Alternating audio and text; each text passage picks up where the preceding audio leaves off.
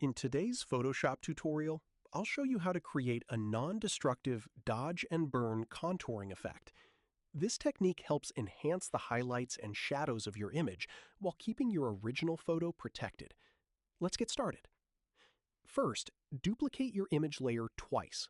Take a moment to make sure you have 3 layers in total. Then, hide the first layer so we can work with the copies. Now, select one of the duplicated layers and change its blend mode to screen. Give yourself a moment here to show where the blend mode options are located. Next, add a layer mask to this layer. Once the mask is added, go to Image, Apply Image. Take your time opening the settings, then make sure to check Invert before applying it. Now, unhide the first layer. Go to Image, Adjustments, Desaturate to remove the color. Give the effect a moment to apply, then right-click the layer and convert it into a smart object. Next, go to Filter, Other, High Pass. Adjust the radius based on your image and preference. Take a little time here to move the slider and show how the details change before clicking OK.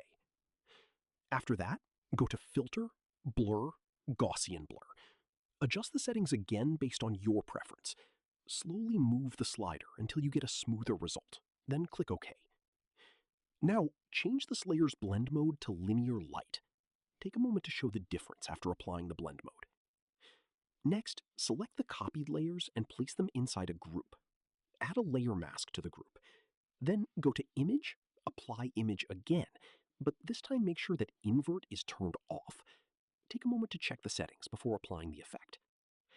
Finally, select the group's layer mask, choose the brush tool, and use a black brush. Slowly brush over any unwanted areas to hide the effect and keep the retouching looking natural. And that's it.